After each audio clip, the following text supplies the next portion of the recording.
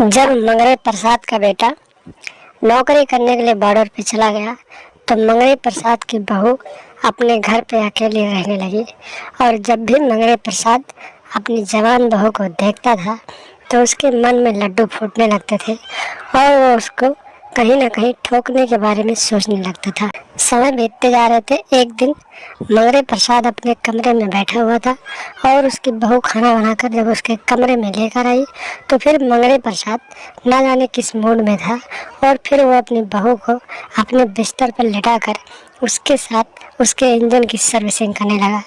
नमस्कार दोस्तों, स्वागत है आप सभी का हमारे एएसएन क्राइम अफेयर चैनल में।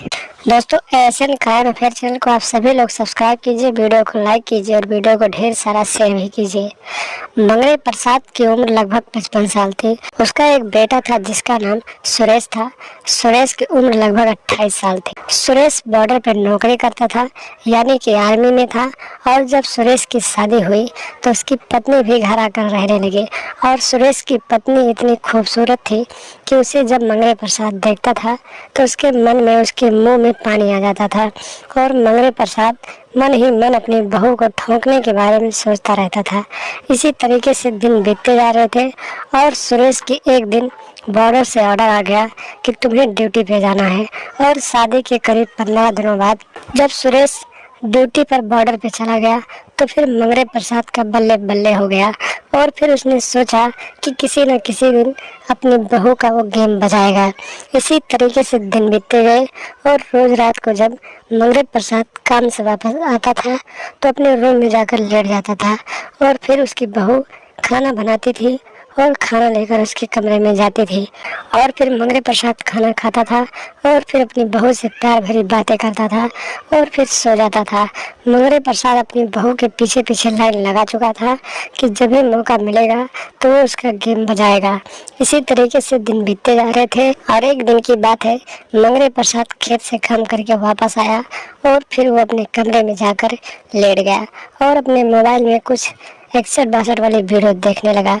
तभी अचानक मंगरे प्रसाद की बहू खाना लेकर उसके कमरे में पहुंच गई और फिर मंगरे प्रसाद पहले से ही 61-62 वीडियो देखकर फुल जोश में था और उसी जोश में मंगरे प्रसाद ने अपनी बहू का हाथ पकड़ा और फिर अपने बेड पर लेटा दिया और फिर दरवाज़ा बंद कर दिया और फिर अपनी बहू के गुब्बारे के साथ खेलने लगा।